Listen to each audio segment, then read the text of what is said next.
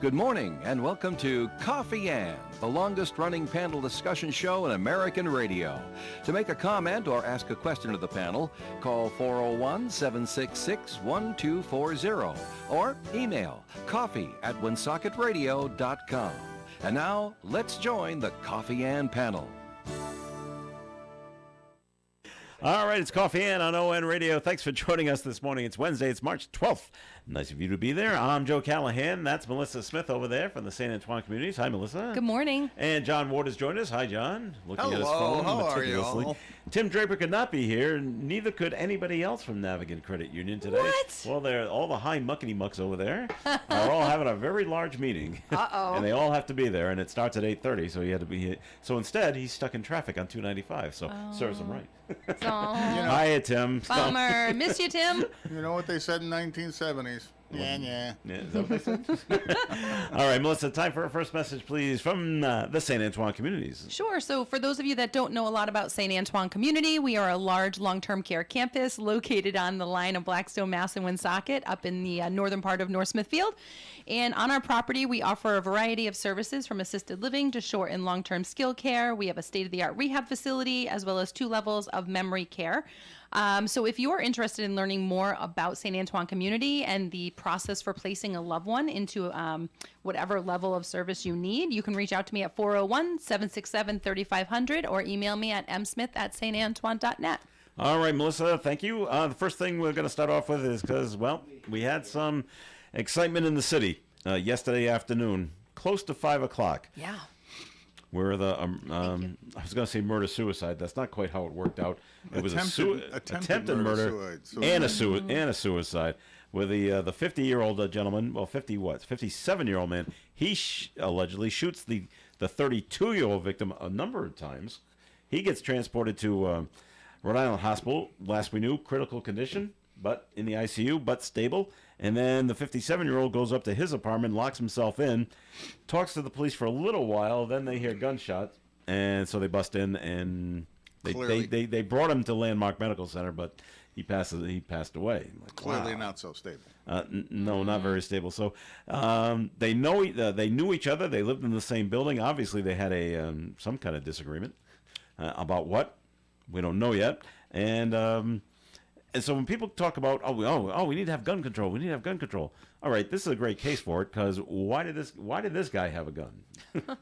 Well, we don't know if it was a legal gun or not. Not yet. Okay. Right, and maybe he bought it legally, but maybe he shouldn't have been able to buy it. So I don't know. Maybe not. I know. Maybe he stole it from somebody. It's also possible. I don't know.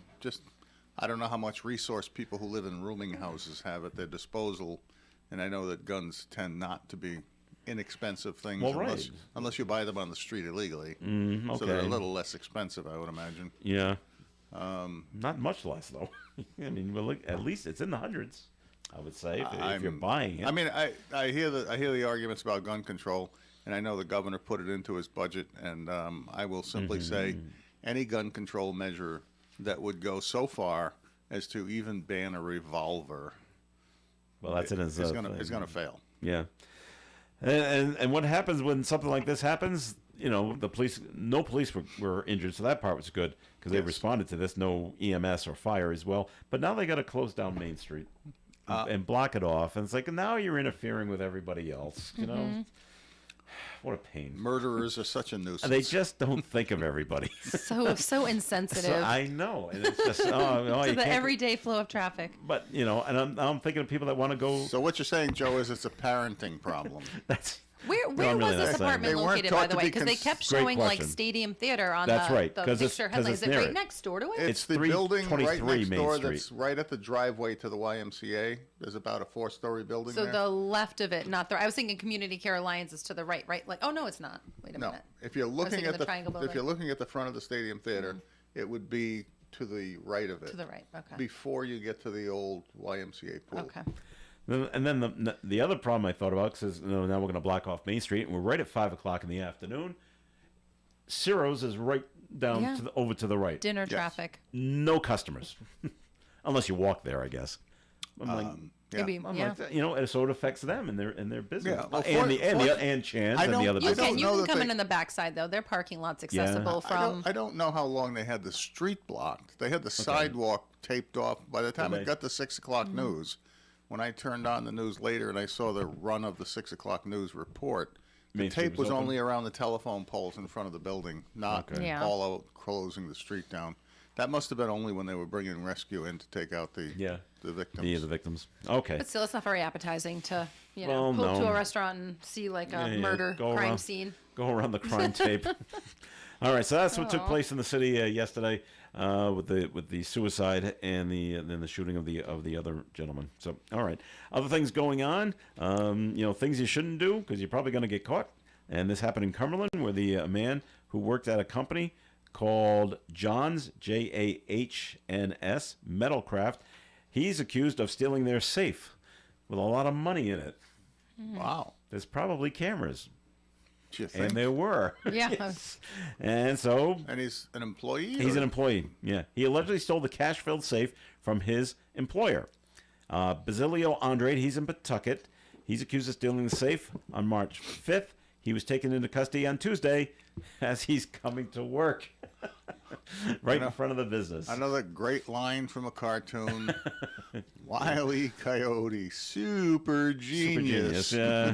Yeah, I don't think so. This man has previous convictions of breaking and entering and minor criminal arrests. Not at this place, but just he's got a record. And so you see your crime of opportunity. Ooh, there's a lot of money Right. going in there. So I'll just steal the safe, which are really heavy. I don't know how he did this on his own, but maybe there are accomplices. Well, I mean, it depends on how big a safe they're using. Oh, true. Yeah, but they usually pretty Although, hefty. if they're a metalworking company, I'm not sure how much cash they leave laying around, or Um, even if they deal in cash. It said a cash-filled safe. Cash-filled safe. Huh? So Oh. you wouldn't think they'd be dealing with a lot of cash, but apparently they are. So, and they didn't make the. Maybe because he works there, he knows when they make the deposit. Maybe they only deposit Could be it. once a week or every other day. And this is not deposit day. This is when I know when there's going to be a lot of cash in there. Not a bright boy. Well, no. And, figuring that, the crime takes place on March 5th, and here it is a week later. He might have a career as a protester at Columbia University, though. Are they still protesting over Oh, there? I don't know. Yes, they are.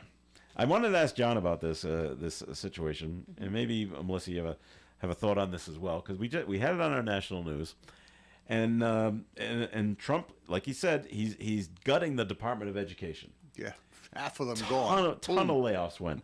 I said, so I'm thinking, if we're gutting the Department of Education, why is Linda McMahon needed as the head of education? To coordinate the What's left over? deconstruction. She's just doing what the president You know, tells her to do. She's, You even Okay. Just you the even middleman. need a construction contractor foreman to oversee the demolition of a building. Okay. yeah.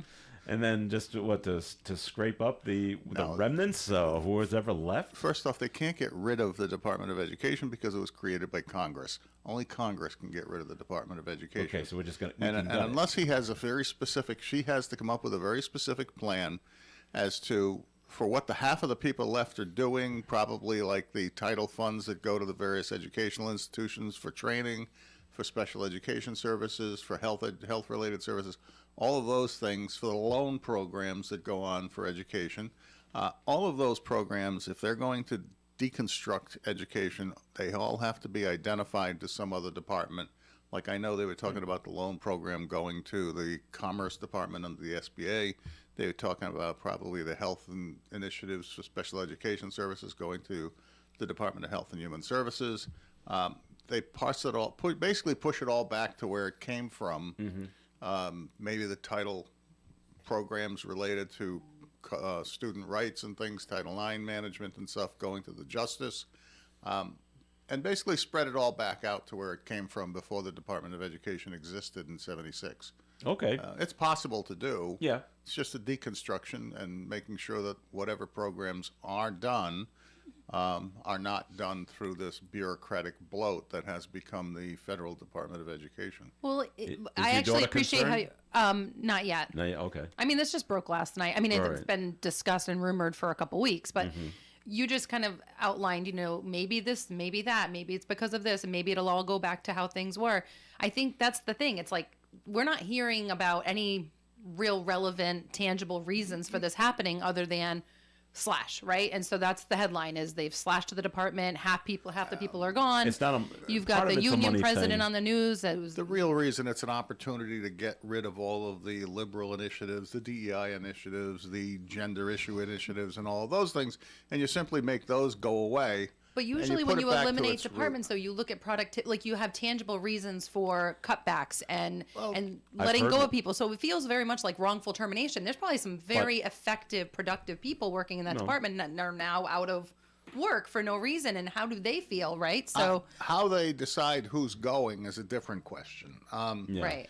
Because, and that's one of the things I had complained to actually directly to Elon Musk, and somehow my X post disappeared. It was, how can you be sure that your slash and burn policies for employment are actually, in private industry, when he went into X and he cut 40, 50% of the staff, he knew what was left. Or basically 100% of the staff were all highly credentialed, highly qualified people. So he could cut 50% and not do damage to the company. You don't know that with the federal government. Well, no. So if you just randomly cut the newest employees or the probationary employees, you may be getting rid of some true talent and keeping some slugs who go to the office and sit there and play solitaire all day. And so my question to him was, how do you know you're going to be left with a system and the staff that will be effective and most efficient for the taxpayers? And my post disappeared. But post it again. Yeah, I don't think so. I don't think they know. And I think what you won't see is eventually, unless you pay close attention to congressional hearings, at some point, Linda McMahon's job is to come up with a plan. Sit down with the senior people and plan how those pieces will be parceled out to other departments, work with the other secretaries of those departments, and have them agreeing to it, and then submit it at congressional hearings and Senate hearings. But wouldn't you assume that, as you're describing, should have happened before the slashing? Like, hey, this is what we think we're going to be doing. This is what we want to make sure that when this happens, that's everything. That's in a month? I don't know. 6 weeks' time? That's where you can know that if it's 50%, they must believe that there are entire programs that are being pursued by the Department of Education that are what they consider irrelevant to education. I think what I get worried about, to be very honest, like regardless of what area of education we're talking about, whether it's like nutrition in the schools or college level loans or whatever area of topic, it's a big umbrella of services under Department of Education, just like healthcare, mostly women are in that industry. So mostly females are in that industry. You would hope that and I'm assuming, again, I don't really know for a fact, but I would assume that at the Department of Education, there would also be a really strong representation of a diverse population of people, right? You have to have this group of folks that can represent inner city versus urban versus suburban, whatever communities, and really bring forth like the best sampling to represent the United States in education. And I think what I worry about when I hear something out of that office in particular, no different than healthcare, is that you are probably slashing a solid population of mostly women and diverse women as well. And so what does that do to our makeup now in the government? And I just worry about that a little bit too, because you need to have... I guess I'll have to wait to see what the fallout says about who they let go, because it's supposed to be about 1,300 people. Do we think we're going to see an actual list, or is it going to be a number? I'm just curious. Probably you a know? number. I think You can know this. Whoever you hear the screaming from is a group that represents a large component of those employees. And I already heard about one of the federal employee union heads talking about how this is an anti-LGBTQ plus initiative trying to get rid of. So it could be that they are dealing with getting rid of people who are working on LGBTQ issues and or DEI issues or transgender rights issues or any of those things. Now that could go from anywhere from what's educational offerings all the way down to bathrooms. So I just don't know. But that's where the first yelling from guys who heard came, was the unions talking about the LGBTQ plus. All right. Community. The other argument I heard, Melissa, about this was when the Department of Education was formed in 76. 76. Okay. Jimmy Carter. The United States, we were number one in the world In educated education. people. We started the Department of Education, and in 2025, we're 27th. So Trump's looking at, what good have you done? Obviously not, because we've gone down every single year. Now, is that the Department of Education's fault? Well, I'm not sure. Things change in the world, of course. So I think I don't know how much of the state systems management for education is controlled by the federal, except for some of those federal title programs, Title IX, Title I, Title II. You know, you get the special ed services, you got the training services, you got some other things in 3, 4, and other numbers. But I think part of the thing that drives me crazy is they experiment, and every 5 years they change the system and come up with a new experiment, and they all inevitably fail. Yeah. and they don't handle the basic stuff well. Like, when I hear about early education, I hear about them trying to educate kids to do skills, whether it's reading skills or colors or learning and things like that. And I don't hear enough about letting kids play.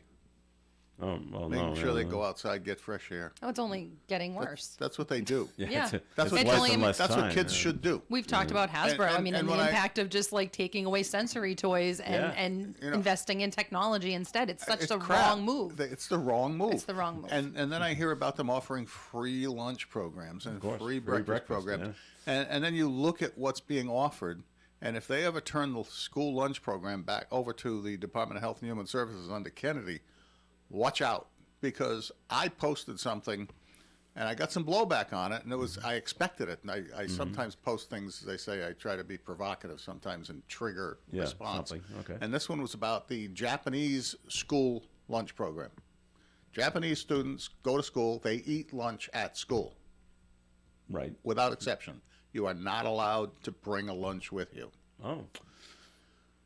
Every day, And they the get good food, stuff, though. the food is prepared Fresh. Yeah. It has vegetables. It has, I mean, it's vegetables, rice, might be small. It's protein meat, involved.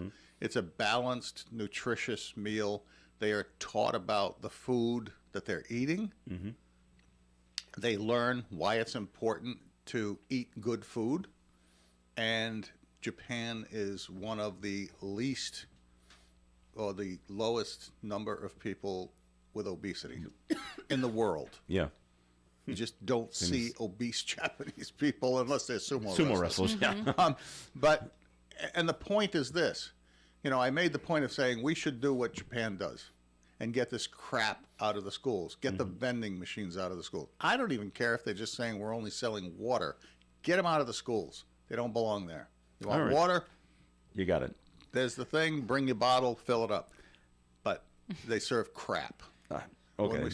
If they There's turn so it over many. to There's so many metrics to look at. I mean, I don't want to take away from your conversation about food, but I was just thinking because I know we're going to go to break in a minute, or we're past it. we're going back to the break.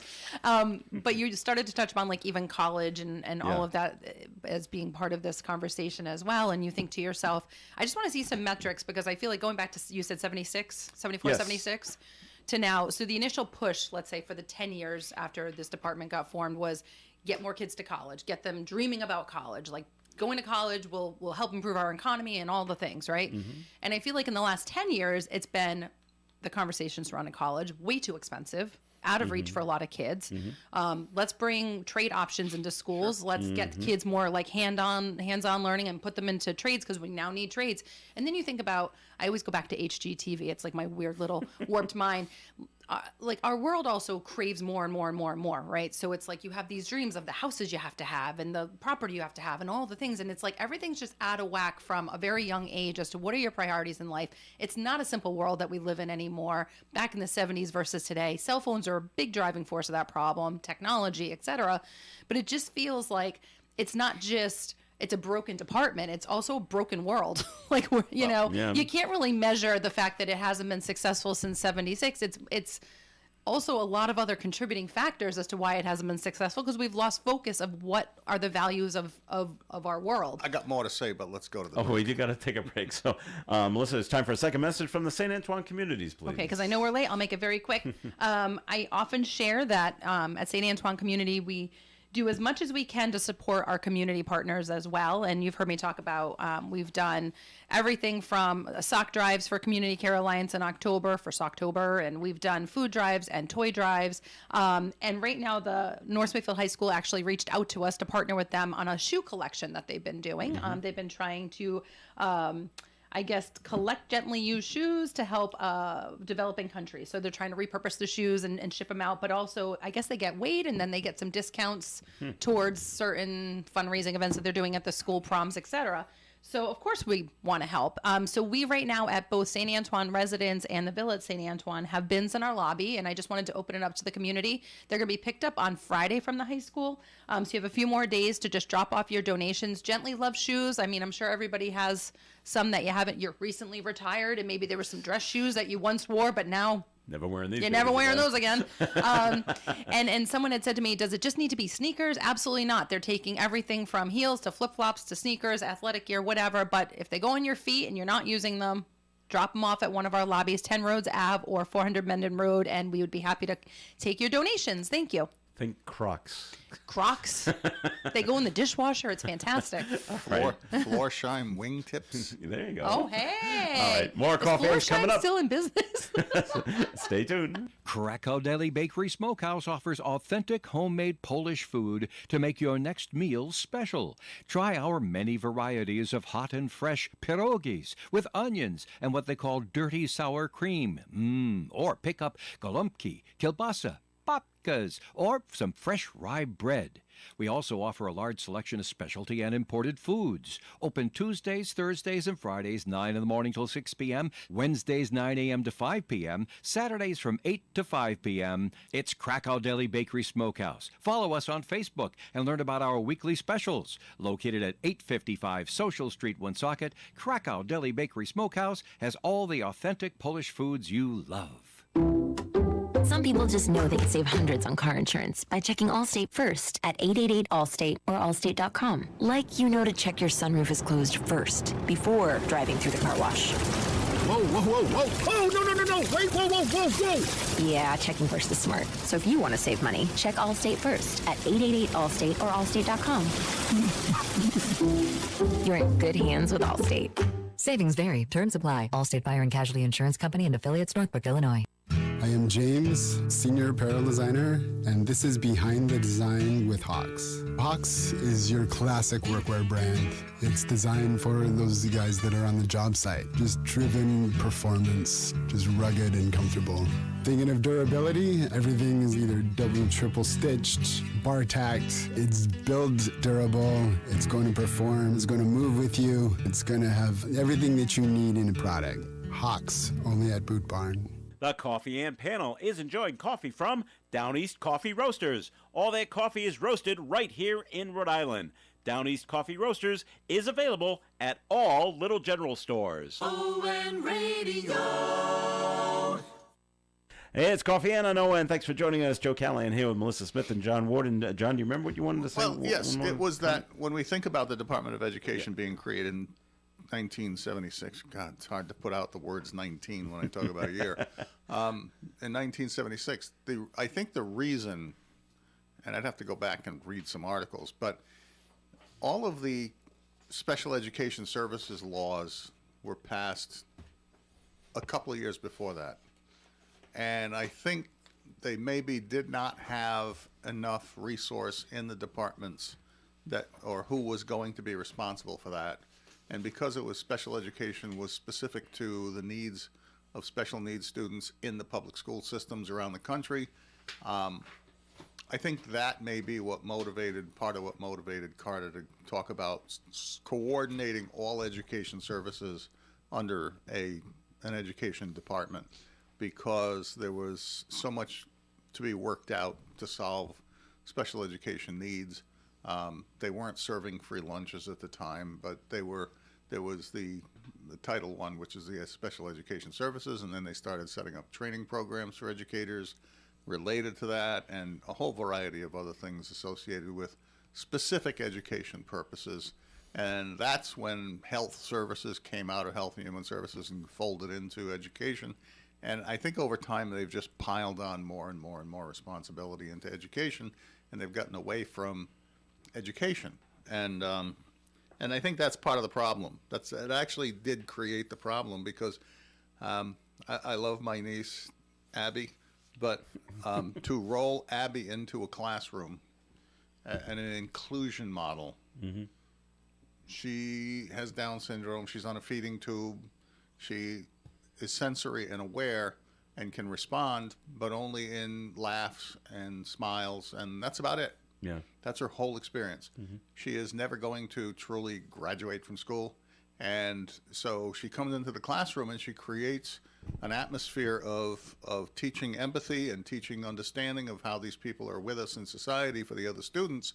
But the question is, how much time is that taking, and what else should they be doing that they're not doing that would be for their personal education beyond the kind of things that you would hope the family would teach about living with other people and having empathy for people in need.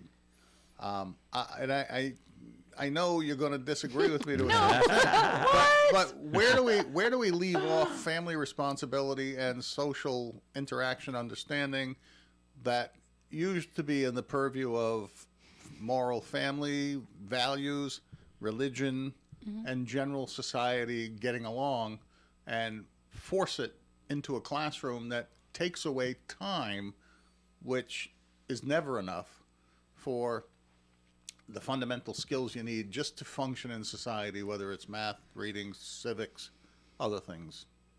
Go ahead. Comment? I think this is a really loaded conversation. And not just the simplicity of what you're presenting, but also this goes back to what was life like back in the late 70s versus today. And I think about the fact that I was raised in a house where we went to church every Sunday, and I had a stay-at-home mom, and I was taught lots of things because of the fortunate arrangement that I had growing up in the house that I grew up in. But I think about today's family, and I think about the fact that my kids are lucky because my husband and I work full-time, crazy hours at most, but because I have always worked in an industry where there is disabled population, whether it was in the community and managing adult day health for years and congregate dining programs, I've always brought my kids to work to help volunteer, to see, kind of the other side of living, to just develop that compassion that you're talking about, expose them, right?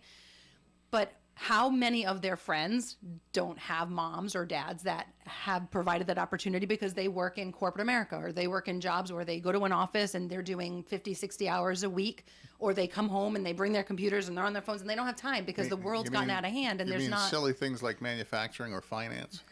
Silly things like my wife and I. Essential, right? Essential. But I think about the fact, and I reflect on it often lately, it feels like the pressures and the demands of so many jobs that don't afford you that luxury of even having, you're tired all the time. I mean, I'm tired all the time. I can't even think about sometimes the extra, we got to go out and we got to volunteer. I think about all the kids' parents that reach out to me for National Junior Honor Society hours. Hey, Melissa, can Mikey come up and do hours for you? Well, sure. Well, they just got to do 10 hours. Okay, well, that's fine. Like, we can find a way to make that work. But if they enjoy it and they want to stay on, the elderly love having kids around. Like, let them say, I don't know if we'll have time for that.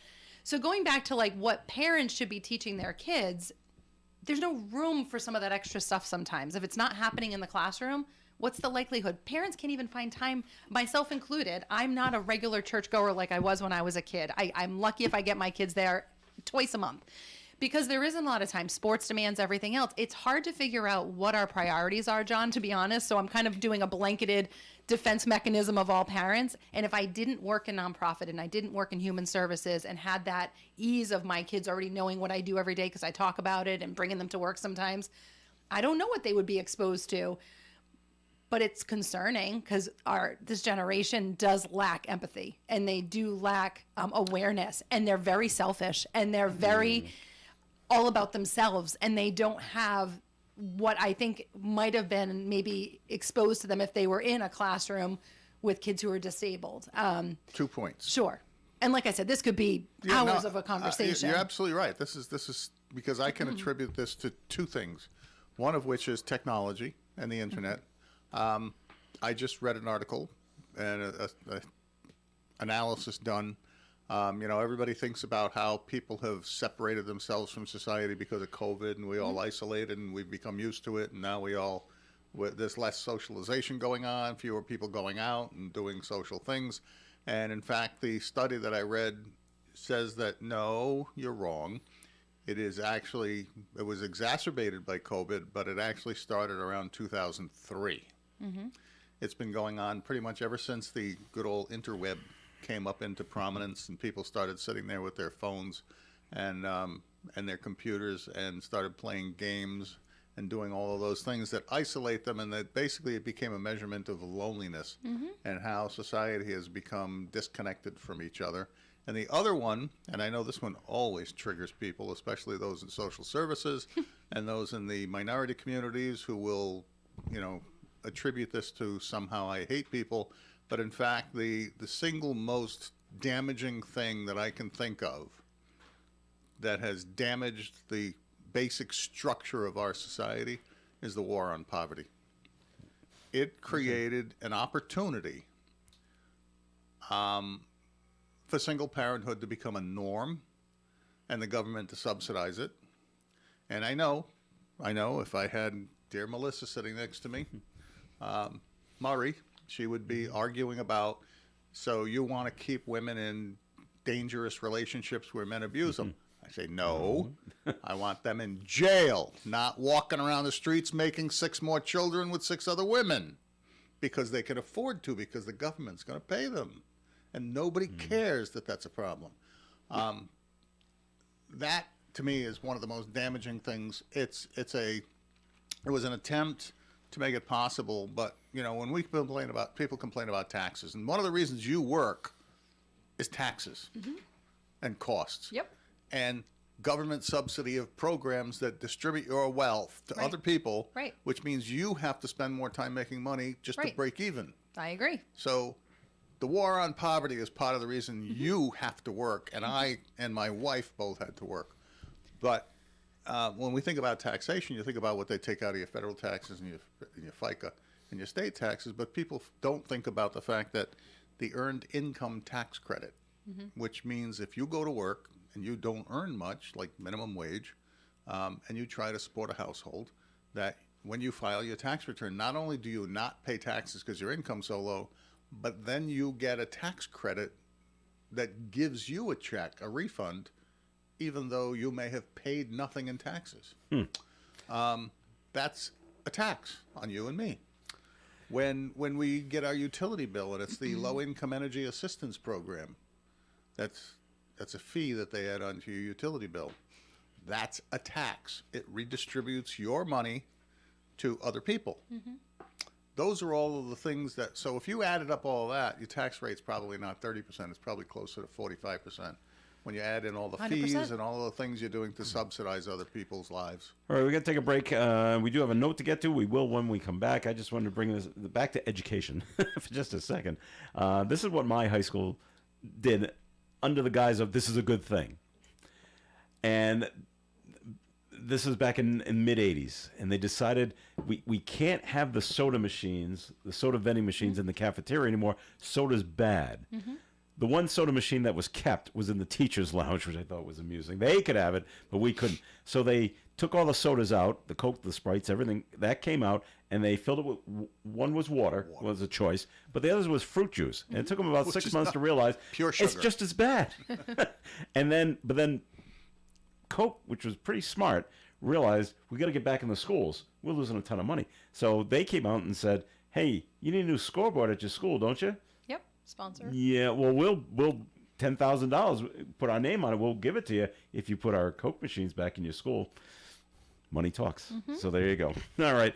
And that's what happened. So it is time for a break here on the Coffee Trying to tie that into the education thing. Well, that's just for the education. Like, so what do we want to do here? We want to, we're going to cut half the department, but we want companies like Coke to come out and sponsor schools to bring back staffers to execute different rules. I don't know. I didn't know where you were circling. Just the decisions that education departments make, thinking they're doing good when they might be doing actually something worse. All right, it's time for the weather forecast, brought to you by Unbound.org. Mostly sunny skies today with a high of 48 degrees and a breeze from the north. Tonight, a slight chance of snow showers after 9 p.m., cloudy with an overnight low of 28. Thursday's weather, mostly cloudy skies, 46. Friday, mostly cloudy and 53. Saturday, cloudy skies and 58.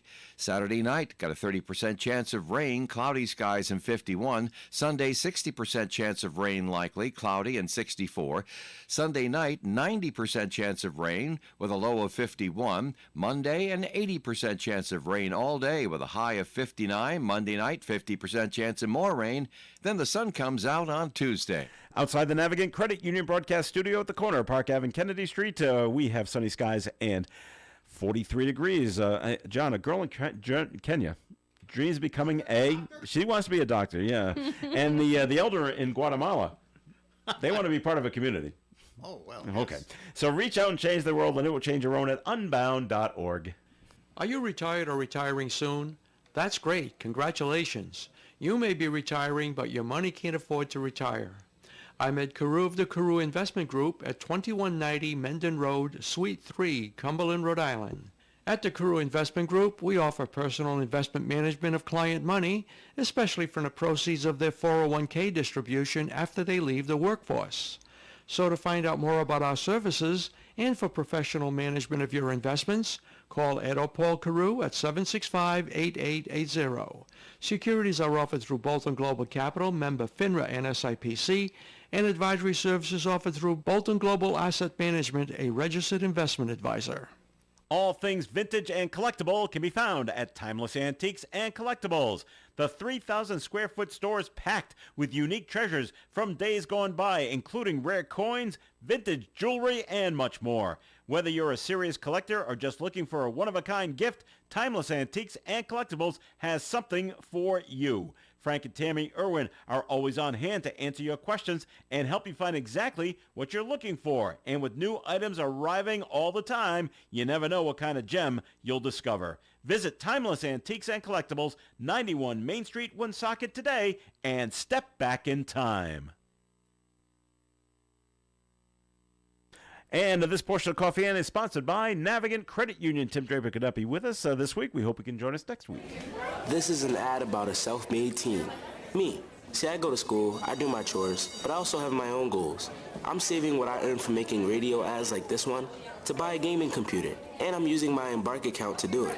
With no fees, mobile banking, and a money management tool, it's like a spend account, but a lot smarter. So if you're a self-made teen like me, I suggest you get one too. The Embark account, banking for the self-made teen. Navigant Credit Union, federally insured by NCUA. All right, it is Coffee In on ON Radio. Thanks for joining us. Joe Callahan here with Melissa Smith and John Ward. We got a note that was called in at 766-1240 about the shooting last night. To the panel, shooting last night at the apartment building, our one room for tenants. Just make the call, and an empty apartment is yours. There's no security. There's no application. There's no background checks. Right. It's a rooming house. Yeah. So you got an availability? Yes, we do. Well, and now they got two. Well, one. Wow. The other one might still make it. So you want to let them clean up the place, no? Oh my God. You know, that's a job. That's a career. It is. Is it? Oh God. Police. I read that. I forget what magazine it was.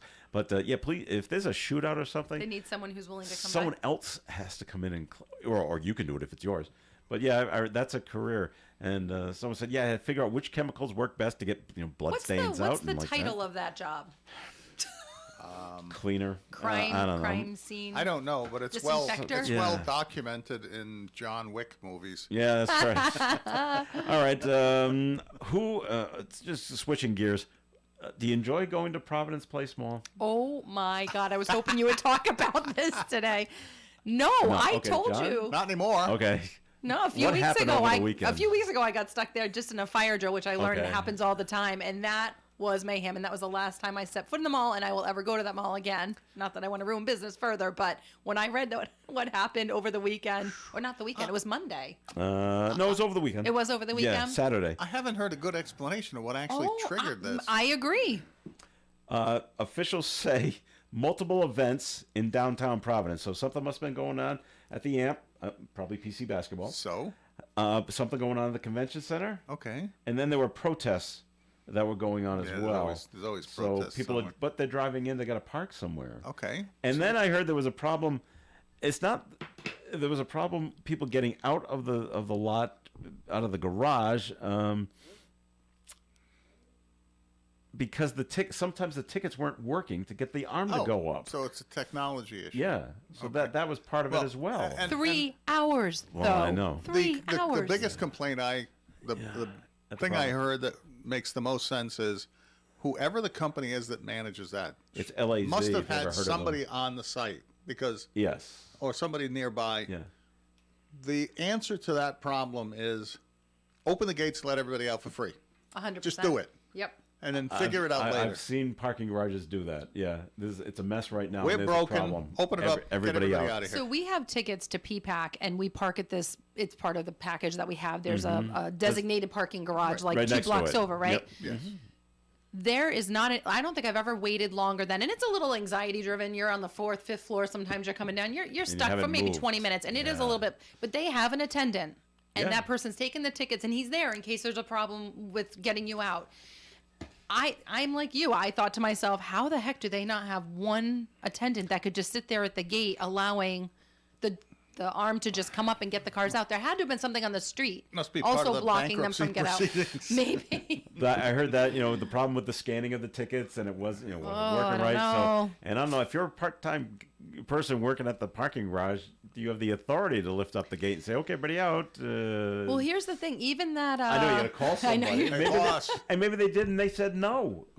Maybe they did. Even that random night that I was there, and it was like a Monday night or something. My daughter had a meeting in at the State House or whatever, so I parked at the mall, walked around a little bit, and then the fire alarm went off. I mean, it was a Monday night. It wasn't that busy. Yeah. I got stuck because everyone has to evacuate. You have to leave. So everyone's getting out to their car and trying to leave all at once. And it creates a backup. Evacuation doesn't necessarily mean they expect you to take your car. Yeah. They want you to get out on the street. Yeah, well, people like me were like, there's no way I'm just going to go hang out on the street. I'm going to leave officially because you don't know how long it's going to last. But then I read that happen all the time. So there you go. The fire drills there happen all the time. Breaking the rules. I have never parked in that garage. I have. Never. I will go fight it out on the roads off of Federal Hill. And usually you can find a place to park for free. Oh, there is. Yeah. Of course, you're going to walk now. Yeah. But I'm okay with that. I'd rather do that. And because I've been able to get back to my car and get back on 95 and look over at the parking garage at all the people that are still stuck in the garage waving to them. Well, back in the day when it first opened, I have to say I went often. I loved that mall. It was a great mall. But you had different ways of getting in. You could go in on the side near Cheesecake Factory and get a first floor spot, easy in and out. You could go on the side near Bed Bath & Beyond and Filene's at the time. It's Macy's now, Filene's, and get in a back entranceway and have a pretty easily accessible in-out spot. Now you have to weave all the way. They block off so many sections now. You're stuck up on the 3rd, 4th, 5th floor of the garage. You don't really have an option where you're parking, and it's a nuisance. Well, it was mayhem on Saturday. Did you say Filene's? Filene's. Some people call it that. Yeah. All right, we're coming up on St. Patrick's Day, and so that means there's a St. Patrick's Day parade in Boston, and there's one in Newport. My daughter went to the one in Boston last year. I said, please be careful. And she didn't know what I was talking about until she went. And she saw things she had never seen before. Yep. And so this year in Boston, they're thinking this is going to help. They're going to start the parade earlier in the day. So now the parade starts at 11:30 on Sunday instead of 1. I don't know how that's going to stop the amount of drinking that takes place, but that's what they're going to do. Organizers have made the change after numerous complaints about last year's parade that included reports of fights. She didn't see any fights. Excessive public drinking, she saw that a lot. And items thrown at the marchers. She saw beers being thrown out of buildings, but not at the marchers, but at people on the ground. Anyone want a beer? Yeah, and they would just toss them out. Like, wow. Did they have any as Monty Python put it, did they have any naughty bits being exposed, like they do in some other parades? She turned away. There were a couple of men using the trash cans because it's easy and convenient. Well, now, Newport's got the same problem. Wait a minute. That might be their bathroom if they're homeless. I don't think they were homeless, just dressed, going by what they were dressed as. Now, Newport's got the same problem. That parade can get a lot of drunkards down there as well. That, yeah. So they're bringing in. They want to reduce the drunk driving. There's really not a drunk driving problem. It's a drunken public problem that Newport tends to have, and. The nonprofit Newport Bridge will offer free rideshare vouchers. Well, that's nice. I was going to say, and, a great Uber opportunity. Yep, and the Newport's pulling in police from Newport, Middletown, Portsmouth, Jamestown, Tiverton, and the Rhode Island State Police to try to come and keep order. Why not just get the National Guard? Well, maybe they're busy. I don't know. So they're looking at a zero-tolerance DUI policy down there in Newport. So just randomly, my head just went into a weird place because you were talking about Uber and great Uber opportunity. But you're picking up drunk people, so there's a possibility of them getting sick in your car. Is there, when you register your Uber, and I've taken Uber a bunch of times, I've never noticed, is there like a cleaning fee applied if you were to get sick in their car? I think so. I don't know. I've never noticed it because I know, I'm I've just never thinking been this through, because I've that never would be been my drunk pause. in an Uber car, and I go, well, I'm not going to create a mess, so this doesn't apply to me. Right. Well, I know, but I'm thinking, as though I were that person, which I also am like you, and I wouldn't do that. And maybe the Uber driver, when he sees who he's picking up or she's picking up, and just says no.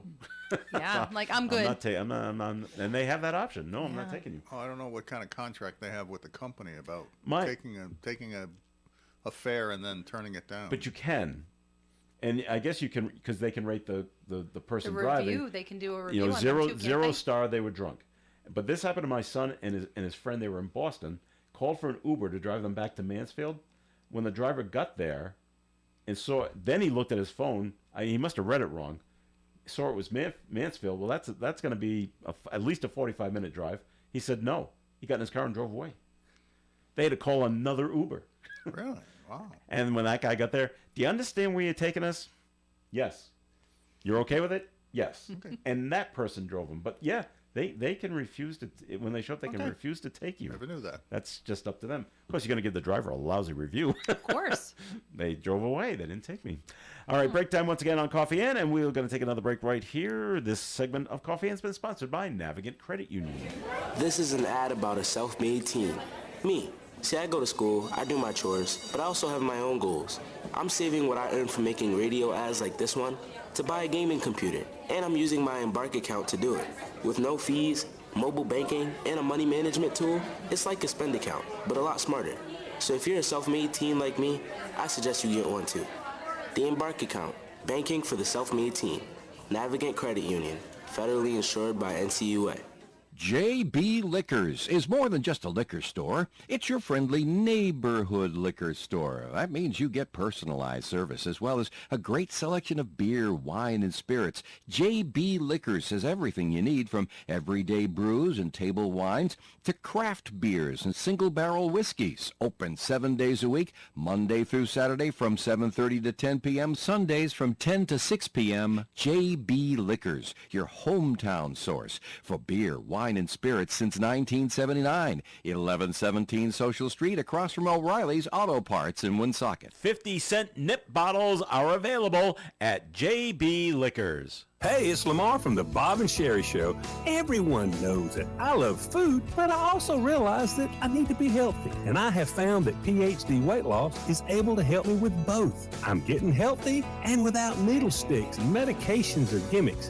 And I'm not walking around hungry. In a little over 2 months, I've lost over 40 pounds. I feel great. The PhD Weight Loss Program is working for me, and it can work for you too. Right now, PhD is offering the first 11 callers 2 free weeks added to their weight loss program. Plus, when you fully commit, you'll get a 15% discount, receive a free weight loss and energy supplement bundle, and your program will be backed by the PhD Weight Loss. Get results or get your money back guaranteed. So don't wait. Call now and mention Lamar for my 2 weeks free with my program. Call 864-644-1900. That's 864-644-1900, or go to myphdweightloss.com. You can Depend on us for public service. ON Radio. And Coffee Ann on ON Radio. Thanks for joining us. Joe Callahan here with Melissa Smith and John Ward. And another story we got here, and it's in New England, and it's just, you're not safe anywhere. Yeah. And a woman in New Bedford was assaulted. She's visiting her grandparents' gravesite. She was assaulted in the cemetery. Really? You're just not safe anywhere. Police are investigating a reported assault in New Bedford. A woman reported she was attacked by a man while visiting the gravesite of her grandparents on Sunday. She said she was blindsided by the man, he probably was snuck up on her, and who demanded her wallet and punched her several times before he took off. Doesn't say if he got any money. And anyone with information is asked to contact the Bedford police. But and my grandmother used to go visit her husband at the grave all the time. We always told her, you got to be careful. Please look around at your surroundings. And if there's people just, especially guys, just hanging around, not looking like they're visiting a grave, don't stay. Yeah. Well, but if somebody's standing around looking like they're visiting a grave, you may not realize that they're there just waiting for you to show up. Yeah. And I guess for women, it's not so obvious for a man walking through a cemetery visiting graves whether or not they're carrying money.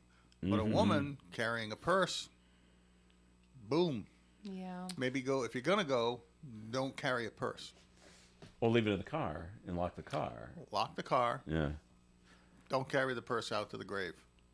Some people don't want to leave the purse in the car. Is that just so ingrained in women, Melissa, that you automatically take it when you leave the vehicle? If I'm visiting a grave, I'm not taking the purse out of the car to go walk over to the gravestone. But in general, my purse comes. There. I'm 20 feet from my car, and I still brought it into the. I don't know why you do. It's an appendage. Well, it's got everything in it. I mean, we could do show and tell if you want. I feel like, but the whole story is disturbing. The fact that there's even people out there in this world that are preying on people. Oh, yeah, religious. Does your husband do this? Because I do this. If my wife says, "Well, it's in my bag or purse or whatever she says," just go get it. I'll just take the bag and give it to her. Yeah. You find it. We actually fight often about the fact that he feels as though my purse is his purse. So, you go somewhere and it's like, well, here's my sunglasses, here's my reading glasses, here's my keys. Like, can you put my phone in your purse? You carry it. Okay. This is going to be fun. And you married this man? I question it often. I never would think that my wife's purse is something for me to put. She offers. No. She will offer. She might, yeah. And that's very kind of her to do that. But I would never hand her my glasses and say put them in your purse. I just feel like we'll go to a restaurant or something, and the next thing you know, it's like one thing after another. The glasses off, my hat. Here's my hat too. Like, there's only so much room. Maybe it started from the baby era of like the diaper bag. I think he just started getting used to like sticking things in. Okay, get your own purse. Get a man purse. They're a thing. They're out there. They're a thing. Never a satchel. even crossed my mind. I wouldn't do it either. Jack Bauer made the satchel very cool for a while. I never really caught on. But all right, the man that was found dead on the Nipmuc Trail out in Burrillville has been identified. He's a 62-year-old man named Edward Klisch. He's from Uxbridge. Found unresponsive under a tree branch on the trail on Friday. There were a lot of heavy winds. They're still working on the medical examiner on how he died. We don't know just yet. Tree branch fell and hit him in the head and he died. That's a possibility. Or it was very windy. I know that the day it happened, it was very windy. I'm also going with, maybe he had a heart attack, branch just fell on him after the fact. Okay, I'll bet you a wiener on that.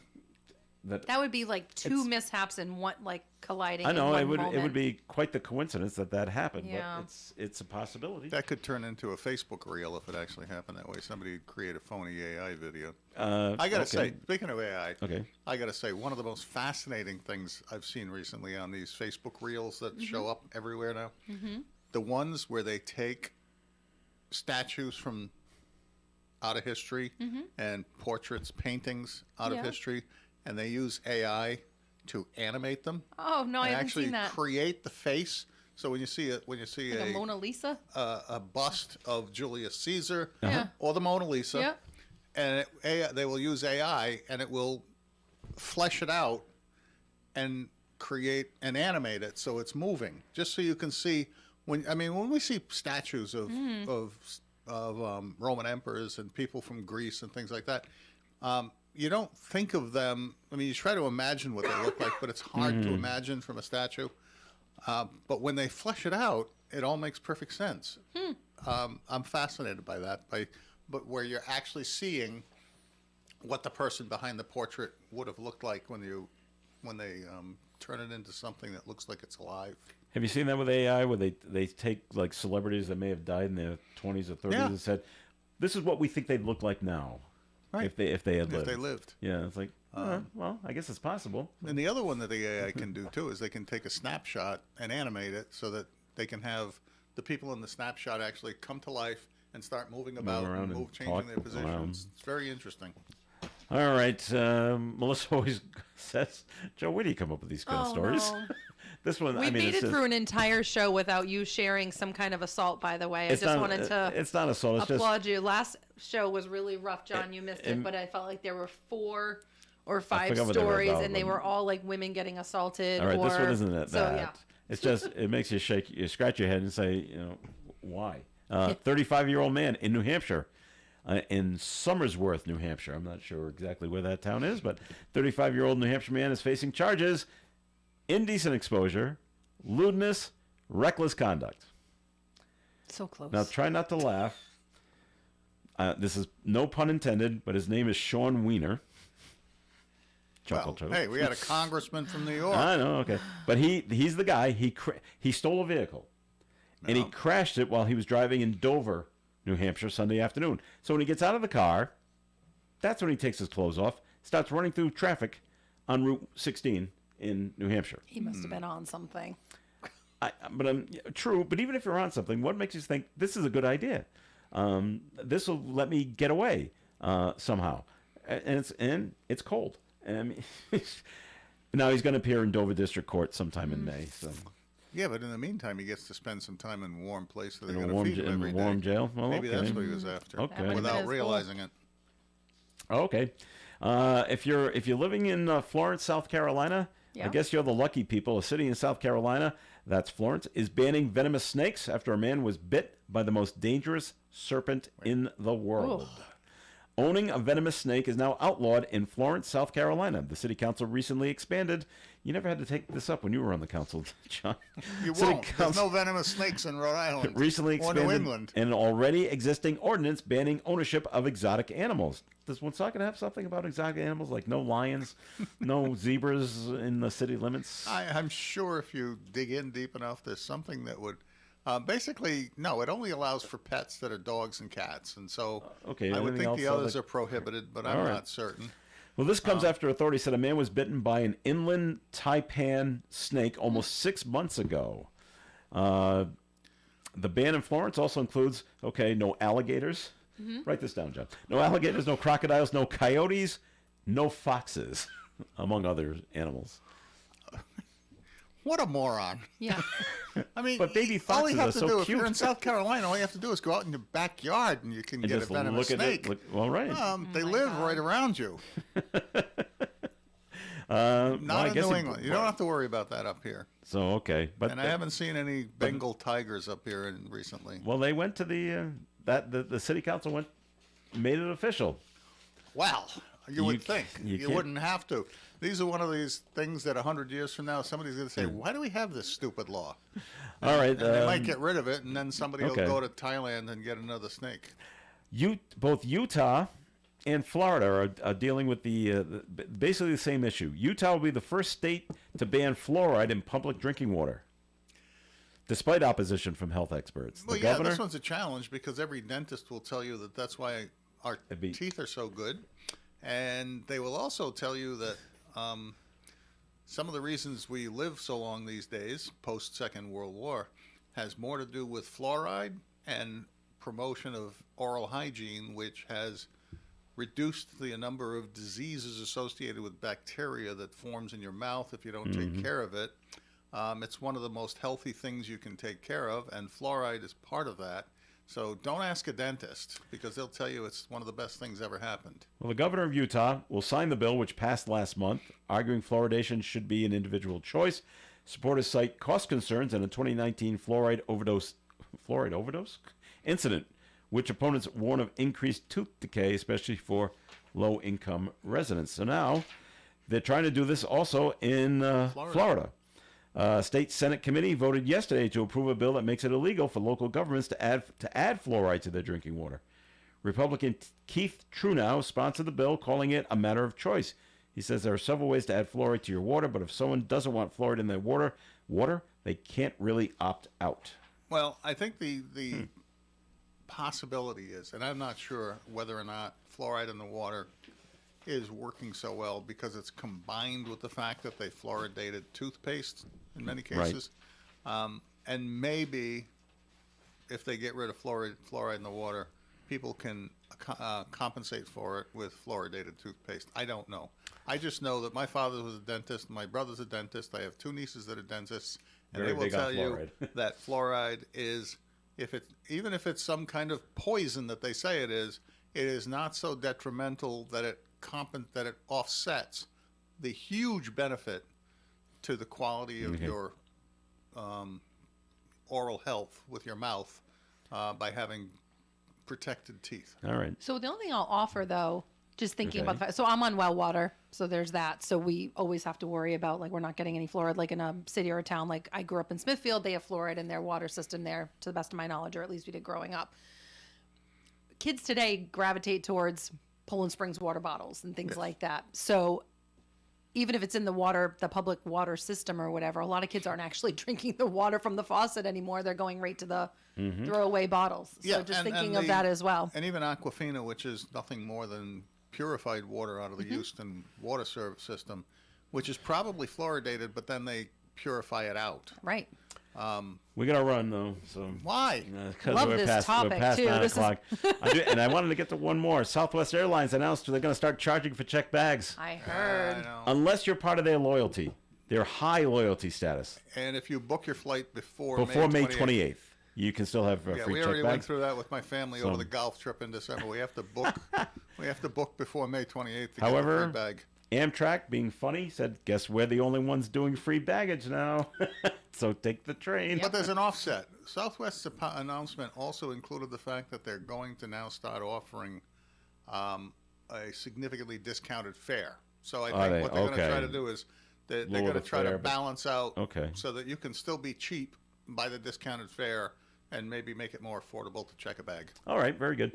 Melissa Smith, thanks for coming in today. Good to see you guys. You as well. And John Ward, thanks for It was great to be here, and it's beautiful out there, and we're only a week from spring, and my granddaughter's birthday is coming up on the 16th, so happy birthday, Elle, and go out and enjoy the God-given day. All right, we hope Tim Draper can join us next week here on the Coffee and Program. Stay tuned for Do You Remember? It's coming your way at 9:30 on ON Radio. Broadcasting live and local daily from the Navigant Credit Union broadcast studio at the corner of Park Avenue and Kennedy Street. This is WOON Woonsocket Radio. And now, the news. Police in Cumberland have arrested a man who allegedly stole a cash-filled safe from his employer. Basilio Andrade of Pawtucket is accused of stealing the safe from John's Metal Craft on Carl Street in Cumberland on March 5th, and he was taken into custody on Tuesday in front of the business. Police say Andrade was previously convicted for breaking and entering and minor criminal arrests. An underage driver is facing DUI charges.